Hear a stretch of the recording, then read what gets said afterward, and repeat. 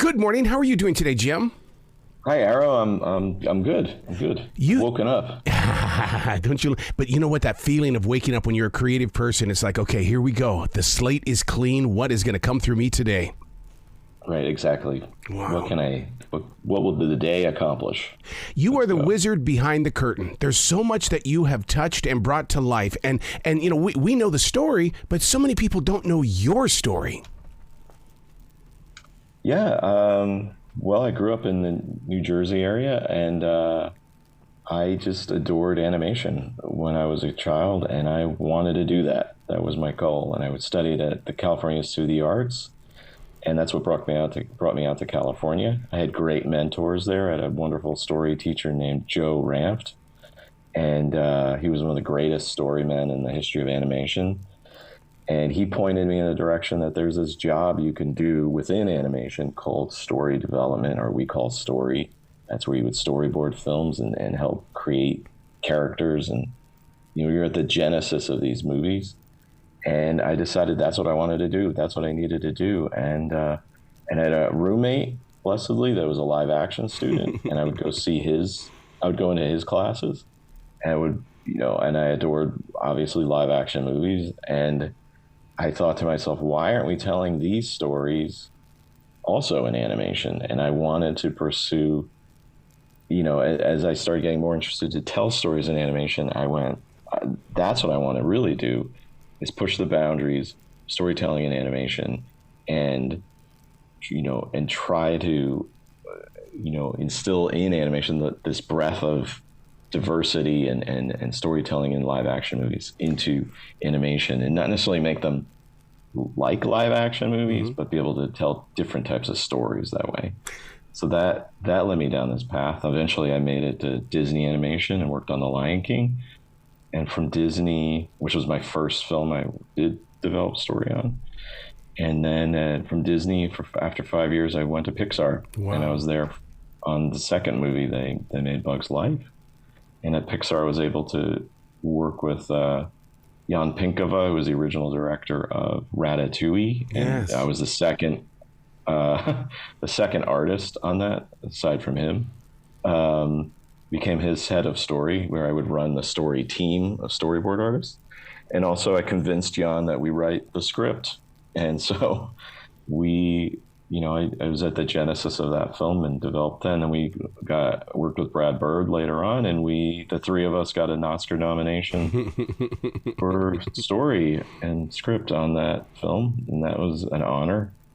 And then continued on there, worked on many, many films, great stuff. I directed a short film there called Your Friend the Rat, wrote it and directed it.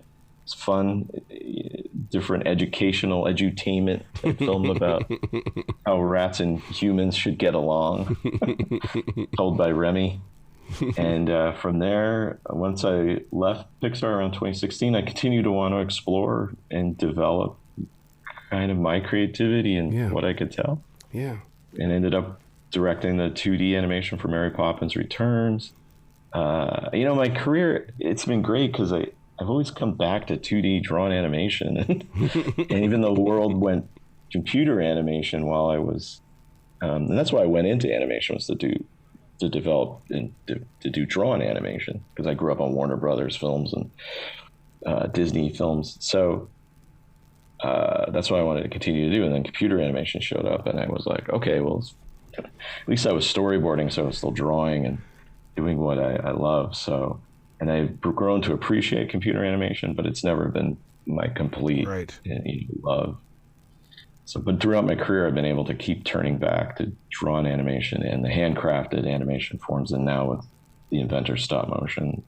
And it's been a great career so far. It's been just amazing. Well, you can see that animation, the passion you have for it in the Inventor, because you use animation along with stop motion, and I think the balance is just so perfect, because you allow me to escape in so many different levels in the imagination. Yeah, well, I think that's what animation's just. It's just a magical art form in that it includes all the art forms within one art form. It has filmmaking. It has, in the case of stop motion, you would have sculpture and even have engineering and all these other forms too. Drawn animation, obviously, of drawing. But there's dance in it too. There's timing of dance. There's a musicality to it. There's definitely music, but there's within animation itself. There's acting. So it to me is a beautiful art form, and it brings you to a child again. I mean, even though it's labeled as for kids, unfortunately, in a lot of people's minds, I think in a lot of people, even adults, and I think today is a good, it's evolving in a way. And I think a lot of people our age and stuff have grown up on so much animation and stuff that I think it's becoming more acceptable. You see things like Into the Spider-Verse and stuff where it's like attracting adults as well as children and everything. So it's very exciting time actually in animation, I think, because a lot of avenues in this sort of journey I've been on is really opening up, and it's just I think it's a good time. And then also the getting into it or learning about it is so much easier today because there's so many tools out there. There's so many avenues and so many schools teaching about it. When I went, I mentioned Cal Arts, California Institute of the Arts, was the only animation school in the country. You had School of Visual Arts in New York, but they had an animation program. But today you have multiple animation schools. You have more and more programs. It seems that every university has some sort of animation program. So it's just an exciting time. It's just growing and more respect for it, I think. I hope. You're spot on that when it comes to it's so readily available, because I have broadcasting students that are coming to class and they're working on animation. I go, we're supposed to be doing radio and television. Yeah. I'll get to that. But this is what I want to work on. And you're so right about that, because and they want to build these storylines. But you bring up a very interesting point here. There has to be a story, doesn't there? You can't just put up pretty pictures. Oh no, there has to be a story. I mean, you could tell a short film, maybe a really short film, a couple of minutes, very like experimental film in animation. It could be magical. It'd be beautiful, like a work of art. But for a longer form, you need a story. It's just like any, a good book, a good movie, a live action movie. You want to hold that audience. You want to tell something that will transform them, will speak to them, bring them to another place. You want something that they'll carry on with them. I think the best movies and the best stories are ones that you can't forget about and you want to come back to again and again. I always think it's funny in a way, or interesting in the sense that we watch a movie the first time and you're like, oh, that's who did it. That's who killed that guy. Or, oh, that's how they, they found the treasure. Or they defeated the bad guy that way. And it's such a surprise, right? And then you go back and want to see it again, but the ending, right? So why is that? And I think it's not about the endings. It's about the way the story is told and the world that was created that you want to visit again. You want to be there again with those characters. They've become friends or enemies to you or something. They become part of your life, and the message in it hopefully speaks to you in some way that you want to revisit again. I don't know. I grew up I saw Star Wars when I was 8 years old, so I was at in a way it probably was the thing that kicked me into this business. I wanted to draw spaceships and design that stuff, and that led to one step to another to animation, and I love the animation in that. And people might forget there's stop motion animation in the Star Wars movies, right? Wow. And I don't know how many times I've seen that movie, probably 1,000, and every year on May the 4th, watching it, right? I know how it ends. I know every word of it, but I want to watch it again and again, so it's just, there's some way that stories and movies eat into you or get into your bloodstream that you really want to revisit them. I'm the same way with Wall-E. I can't stop watching that. I swear I've seen it at least 12 times. I don't know what it is about it, but I always go back into that story. And then to hear that you were part of it? Yeah. I had yeah. Well, I had made this short film called Your Friend the Rat at Pixar, which I got to write and direct. It was my first real directing job and writing job, like together.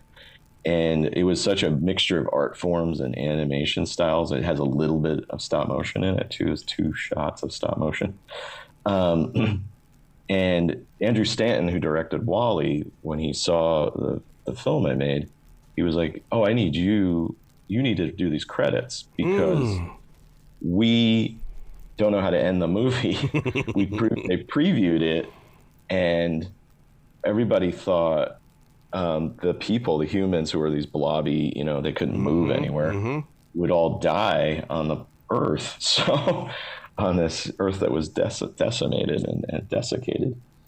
And he said, we need to finish the story in the credits. And I want you to do it as if it's like a history of art. You want to go through all the art forms. Yeah. So I had to finish the story of Wall-E, show that everybody's going to be fine. It's all going to be okay. Do it as a history lesson of art, and then also make sure people's names were seen and got the credits they deserve. So. Did that change you when you're working on the credits? Because a lot of people will get up before those credits are done, and it's like, no, I have to stay here. I want to make sure that I at least fall witness to everybody who made this possible. It wasn't one person; it was a team or a city.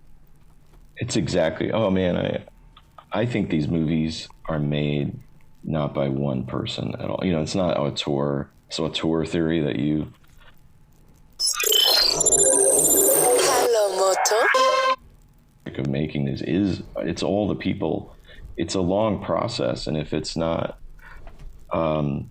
enjoyable and a way to work with these amazing artists, and as a director to create a space for them to bring 100 and 200% of their abilities, then I don't know why you're doing this, but in this business, it's the people. And so I feel like in credits, it's a respect to them. So you see it. So in Wall-E, I really wanted to make great credits that people want to stay and sit through the whole thing. It's probably maybe one of the movies or few movies that people do. And I actually took that as a badge of honor to do it. And we actually got reviewed on the credits, which was nice to do. So yeah, I respect the people so much who work with me and create these films. I had an amazing team on The Inventor. It was my co-director, Pierre-Luc Grandjean. We were like long lost brothers who found each other. Mm-hmm. I used his films as reference for the movie and never thought I'd meet him. And he was a stop motion genius. He really knows his job, and he kind of showed me the ropes and how it works and told me what not to do, be too difficult, or especially with our low budget and time. And that allowed me to develop the story further, even in production, to go, okay, these shots coming up are going to be way too difficult. How do I rethink this in a sense that would be even more interesting, but also economically done within our time frame, within our budget, and people would never know the difference. So I think my story development and brain through my career helped me in that respect in a huge way. You have a powerful quote in this. The quote is, the world will never be easy, even with those that have a big brain. It's like, my God, that when that moved through you, that had to have been a moment. Yeah, I mean, I don't think the world is easy, even if you have a big brain, right? You have so much up against us, and that not one person can solve everything, and we need everybody oftentimes to solve things